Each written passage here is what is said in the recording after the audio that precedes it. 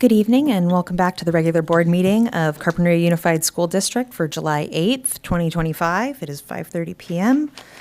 Can everybody please stand for the flag salute?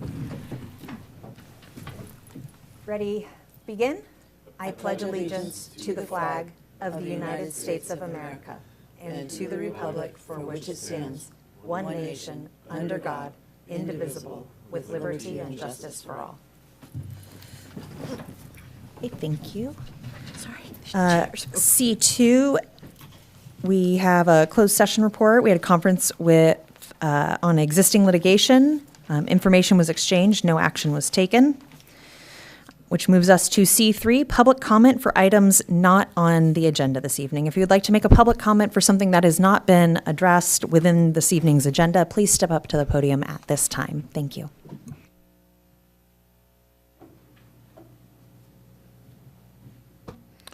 Alrighty, so my name is Jay Hotchner, and I'll provide public comments on behalf of district employees who recently reelected myself and members of our union leadership team to share updates, their experiences, questions, and concerns regarding this, at the moment, the California state budget. Recently, legislators and the governor passed a budget for the 25-26 school year with the promise of a fall revision depending on how federal legislation pending in Congress impacts state funding. The budget provides a 2.3 cost of living adjustment for TK through 12 school districts. Of course, CUSD is projected to receive far more than that due to the robust funding model, higher than 96% of districts in the state that CUSD enjoys based on its basic aid status. Amidst the tremendous uncertainty from the federal government, California's public education budget is fairly stable at this time. To address a $12 billion deficit in the state budget, lawmakers used options including rainy day funds and deferrals to prevent further cuts. Fortunately, California's rainy day fund is also robust, as the state, through its reasonable reserve mandates, has been preparing for future uncertainty like that currently impacting California school districts. This practice, similar to the mandated 3% reserves with 10% caps required of California school districts themselves, is believed to provide inadequate fiscal parameters for a well-run district that is properly investing local tax dollars in the communities they serve. Beyond that, our leadership team recently reelected about a month and a half ago, was recently reelected by district employees, and we prepare for another 2 years of service. We continue to express that the majority of CUSD's current district officials and senior administrators appear to misunderstand the critical role an employee union plays in the healthy operations of a public school district. And therefore, we continue to invite district leadership to join us for transparent discussions pertaining to the basics of that relationship. We are certain that CUSD, its students, families, employees, and the broader community would benefit from the opportunities that a unionized workforce provides. The community has a right to demand that district officials demonstrate their ability to maximize this relationship. We remind you that our role as the sole representative of district employees is both federally protected and acknowledged, legislated. So as to better serve district students and families, let's sit down and discuss how systematically including the professional experiences from all levels of the organization promotes sound and well-informed decision-making. How collective bargaining enhances our ability to accomplish the mission, how properly updated, clear, and easily accessible collective bargaining agreements bring clarity to the daily operations of the district, and how agreements can be used to depersonalize conflict and efficiently navigate challenging scenarios. We remind you that leadership is a practice, not a position. Thank you. Your time is up. Practice it together. Thank you. Any further public comments for items not on this evening's agenda? Not seeing any. We're going to go to C4, approval of the minutes of the regular board meeting of June 24th, 2025. If you'd like to make public comment on that, please step up to the podium at this time.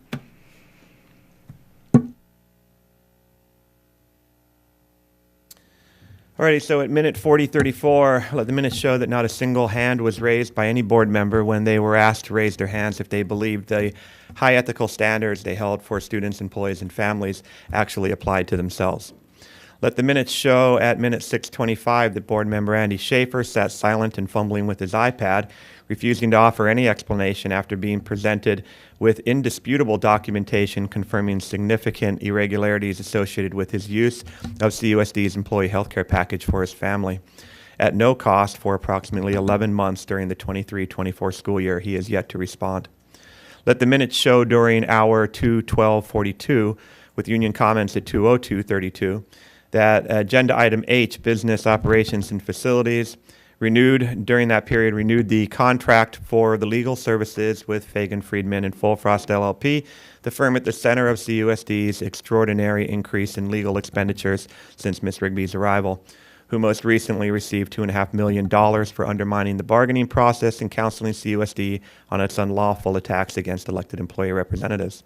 Let the minutes show around hour 2:13:20, with comments at 2:04:46, that the board adopted the 25-26 proposed budget without reviewing the presentation at the meeting, without a single question asked at that meeting, and while openly laughing about the fact that the presentation did not include any specific mention of CUSD's extraordinary legal fees. Let the minutes show around hour 1:26:50 that Ms. Rigby misled the board and community when she alleged that the reconfiguration, i.e. the pending liquidation of family school, was based on the following factors. She blamed declining enrollment, which her leadership has exacerbated. She claimed that our reserves are below 3% when the budget documents confirmed reserves are 5.4 for the year under discussion, a $1 million difference. She claimed that staffing is 85% of our budget when the budget presentation itself, the previous meeting, confirmed that 79% of the budget, was at 79% of the budget, which is a $2.5 million difference. So all the while, even using the district's highly inflated expenditure values, maintaining Carpinteria Family School's highly successful and unique program would have required $462,000. Ms. Rigby's obvious misrepresentations failed to account for approximately $3.5 million that could have been used to fund CFS. While Ms. Rigby overestimated expenditures and underestimated revenues and reserves, CUSD could be funding the robust CFS program for students and families. And as Rigby misled the record and the community, our board officials just nodded their heads, even while the correct data literally sat directly in front of you, on the tables directly in front of you, and at this table right here. Lastly, let the minutes show around hour 1:44 that the Oscar truly does go to school board member Jamie Diamond. Thank you. Your time is up. Okay. Any further comments on C4? Seeing none, may I get a motion to approve the minutes of the regular meeting of June 24th, 2025? I move to approve the minutes of the regular meeting of June 24th, 2025. I'll second. Discussion? Okay. All in favor? Aye. Aye. I abstain. One abstention. Eric Bridgeford? Okay. C5, approval of the agenda and consent agenda. If you'd like to make public comment, step up to the podium at this time.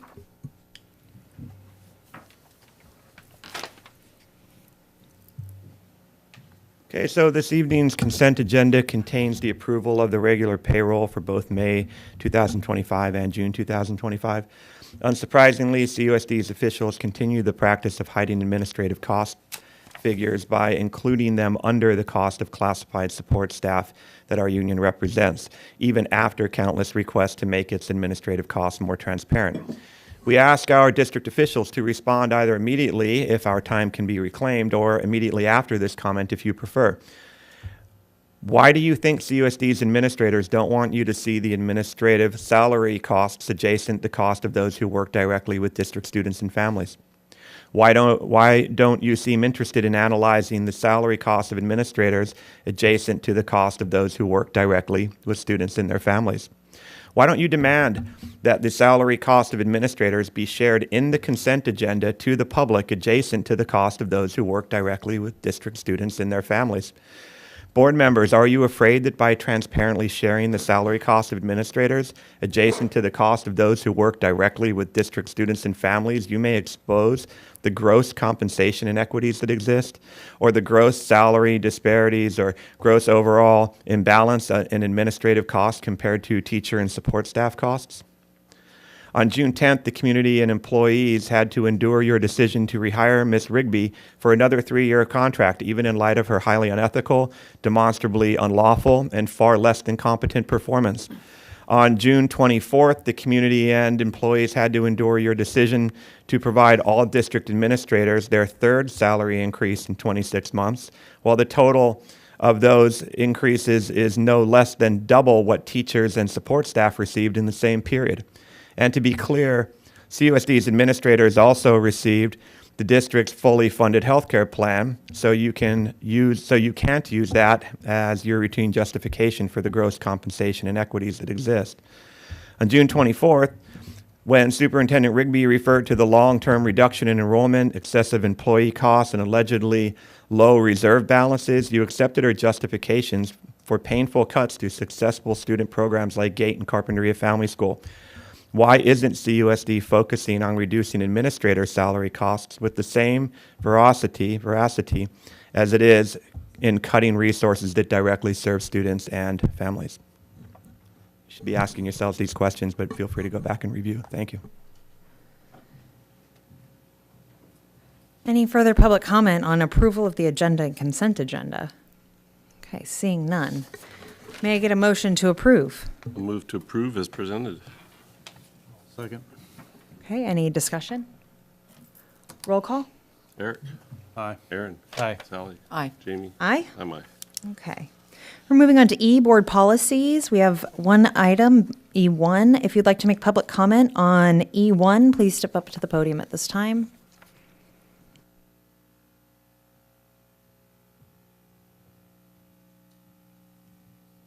So once again, CUSD will go through gyrations to suggest that transparency exists on paper while failing to honor those very policies in practice, be it taking money and gifts and donations from dealers of vice, drugs, and other products that are against the board's policies, at least that were against the board's policies before you got caught and changed the policies, be it in establishing ethical and morality-based expectations for students and families and community members and employees that our very district officials and senior administrators violate as a routine and demonstrate no intention of adhering to themselves, be it making grand policy proclamations pertaining to protecting our most vulnerable students, families, and employees while simultaneously exerting unique forms of pressure, clearly determined unlawful by multiple state and county courts when the district doesn't settle for extraordinary sums of taxpayer dollars.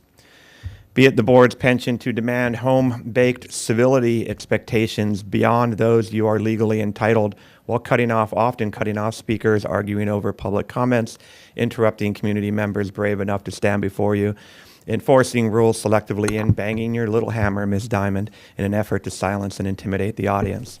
Now the community gets to watch CUSD officials demonstrate their penchant, your penchant, to approve this board policy, which stands as a stellar example of do as I say, not as I do leadership. Is the community to pretend that our board officials only discuss matters according to policies such as Bylaw 9320 or the Brown Act or associated laws that govern their behavior? At these meetings, do school boards reach 100% agreement 100% of the time on matters that impact all members of the community in different ways when they are making decisions in private or in public? Are we to assume that issues before the board are only discussed at public board meetings like these?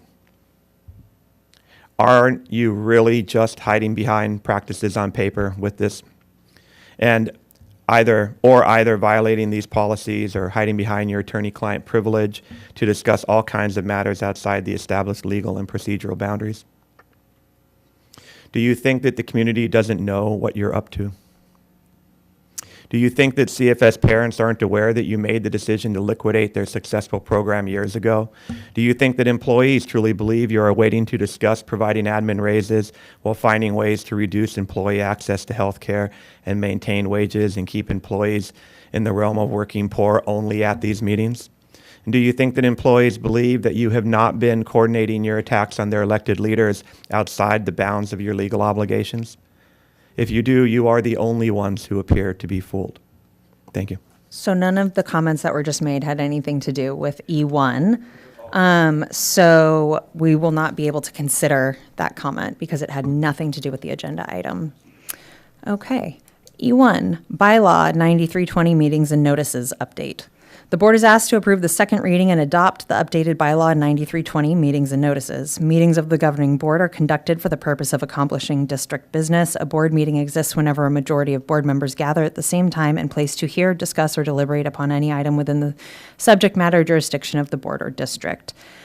Any questions from the board? Okay, may I get a motion to approve? I'll move to approve E1, bylaw 9320, meetings and notices update. I'll second that. Okay, discussion? All in favor? Aye. Aye. Okay. F, educational services. We have one item on this, under this, the purchase of Common Lit 360 curriculum pilot. If you'd like to make public comment on F1, please step up to the podium at this time. Not seeing any. May I get a motion? Let's see here. F1, purchase of Common Lit 360 curriculum pilot for CMS and CHS. The board is asked to approve the purchase of Common Lit 360. Carpinteria High School and Carpinteria Middle School will pilot Common Lit 360 as the primary ELA curriculum. Designed to be engaging and rigorous, Common Lit 360 features high-interest themes, diverse texts, and scaffolded lessons to help students build knowledge and master grade-level skills. It's built to be flexible for various classroom settings and offers resources for both digital and print use. The cost for each school is $6,500 for a total of $13,000 and will be paid with restricted lottery funds. Questions from the board? So currently, what is the program that's being used? At the high school, it's a different, they use a different publisher. It's a different, they're using different programs. Two different programs entirely. At high school and at the middle school, it's all teacher-developed curriculum. So they're very interested to see what the Common Lit curriculum would help them with instruction. So they're piloting it. Yeah, it seems interesting. Like, it would help with the curriculum development, but also having it be cohesive from middle school through high And school.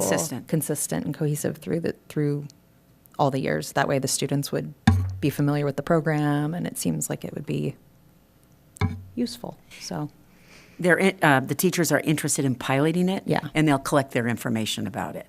so how are we, just 1 year, 2 years? What is year. the commitment? It'll be 1 year. Okay. Yes. Okay.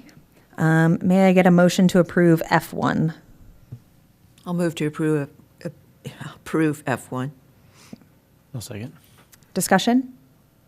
Okay, all in favor? Aye. G1, business operations and facilities. We have several items under this agenda item. If you'd like to make public comment on these specific agenda items, please step up to the podium at this time for your comment. So first, union leadership wants to thank those community members who provide gifts, grants, and donations to CUSD without any unethical or unprofessional strings attached. First Five's grant is a clear example of the generosity that Carpinteria's community members, nonprofits, clubs, and associations provide. They make it clear that the community wants to see the district and district families succeed. District employees appreciate how consistently such support is provided. These additional highly targeted resources that come from within and without the district directly serve our students and have the potential to transform the experience of district students. Secondly, elected employee leadership has reviewed the warrants. Employees sure hope our board members make a routine practice of such review as well, although that is not obvious.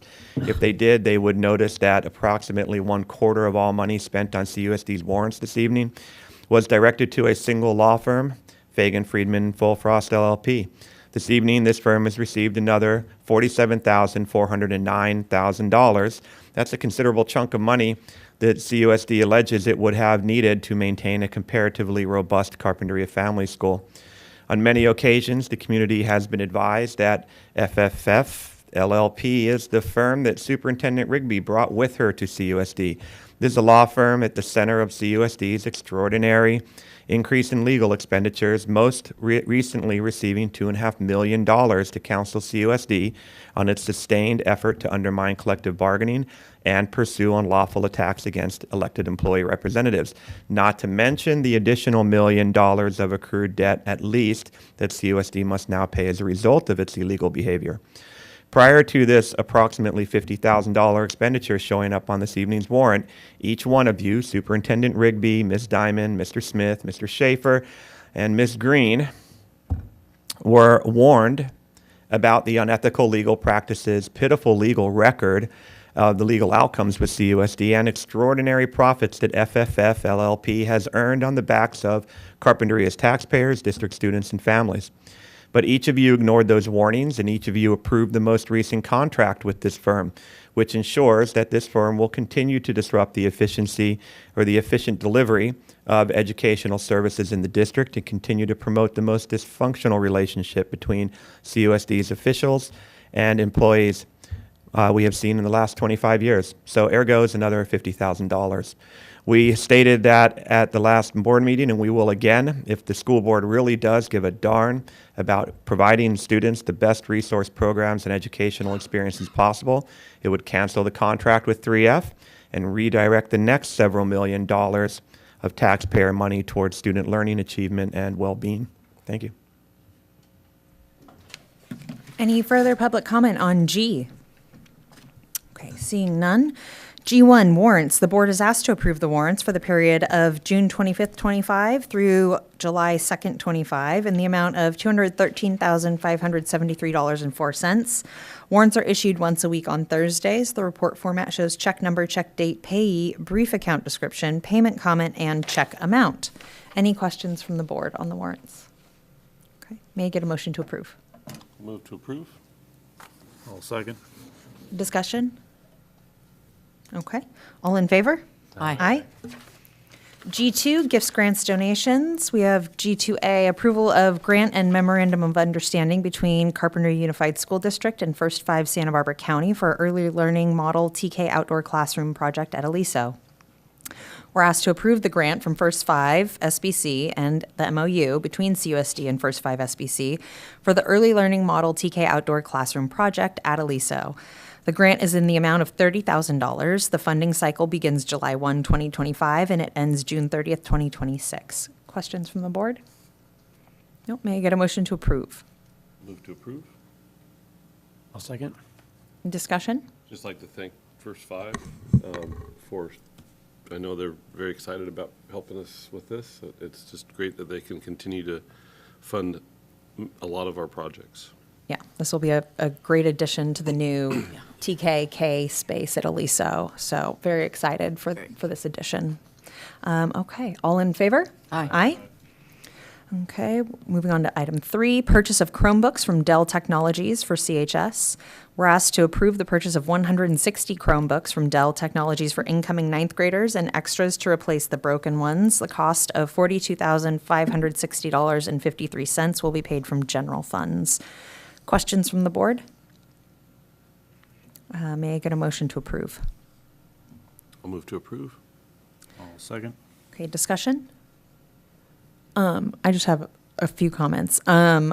Something that I've noticed with my own kids, and I've talked to some of their friends about it too, because with using Chromebooks, and this is just, it is what it is with Chromebooks, but they have no real understanding of anything other than the G Suite use of tools. So like a Word document or an Excel spreadsheet, like they have no concept of what those things are. Unless they take computer science. Yeah. Which we encourage every student Yeah. to take computer science. So it's an interesting thing as a parent, because I'm like, hey, yeah, so create a Word doc and then blah, blah, blah, and do this and that. And I get what's that? And I'm like, Oh, boy. So, I mean, and this is universal. This is all over the place because most districts, I believe, are using Chromebooks, really. But, I guess I do have a question for you. So are the 8th graders turning in their Chromebooks before they leave the middle school? They If do they're turn them getting in, new but you'll remember they've ninth had them graders? since 3rd grade. Oh, yeah, I Yeah, got so that. they're not useful. No, they're but I'm not. asking if they're getting turned in. They are getting turned in, but they're not, many of them are not usable. Okay. Yeah. Okay. Great. Okay. We have a motion and a second. All in favor? Aye. Aye? Aye. Okay. And on to item 4, purchase of iPads and MacBooks from Apple Store for Education Institute. The board is asked to approve the purchase of 10 iPads and 10 MacBooks for incoming teachers and to replace broken ones. The cost of $15,382.70 will be paid from general funds. Questions from the board? Okay. May I get a motion to approve? I move to approve the purchase of iPads and MacBooks. I'll second. Discussion? Okay, all in favor? Aye. Moving on to H, personnel summary. This is the only item under H. If you'd like to make public comment on H, please step up to the podium at this time.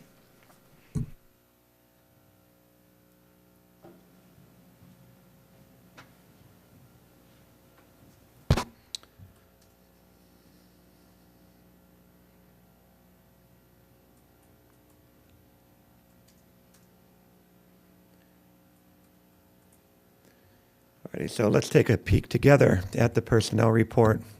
Give you a moment to take it out if you like.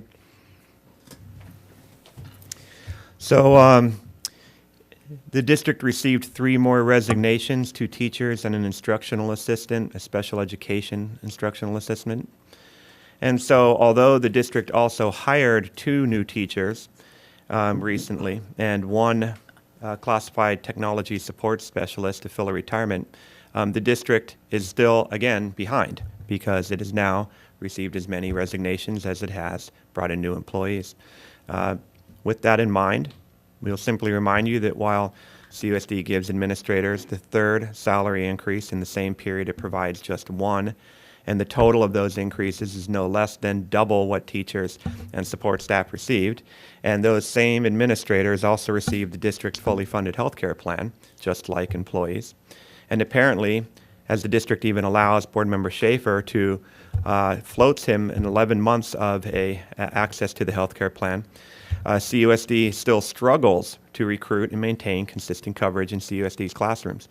What used to be a very, very difficult district to get hired in because of the demand and the number of people who wanted to come work in this district and the ability to pick and choose the experts, qualified, highly qualified experts that existed that you used to have, that doesn't exist anymore. Now we're just running around, sticking our finger in the dike, trying to, stop the water from coming through. And it's just the same problem over and over and over. We fear the personnel report continues to serve, demonstrates as a clear indicator of the self-imposed hardships CUSD continues to create for itself by refusing to invest properly in the district's teachers and support staff. And investing does not just mean investing financially. It means investing intellectually as well. It means wrapping your mind around the fact that you have a partner in this district that you should be working with that brings a tremendous amount of experience, the experience of every employee in the district before you, and can coordinate that to run this district in a way that is markedly better than what's going on right now. So, thank you. So H1, personnel summary. The board is asked to approve the following recommended personnel items: 3 assignments, 1 coaching assignment, and 3 resignations. Any questions from the board? May I get a motion to approve? I'll move to approve. I'll second. Discussion? I'd just like to let it be known that Maria Aspitia is actually becoming a SPED teacher. So she's not leaving the district. Miss Murder is actually, I believe, going to Guatemala to immerse herself Yeah. in Spanish to come back as a DLI teacher. And then Mrs. Hatton is taking a principalship in Ojai. So, Congratulations to her. yeah. So Wow. That's pretty awesome. It Okay. So we have a motion and a second. All in favor? Aye. Aye. Okay, future agenda items. We will take public comment right now.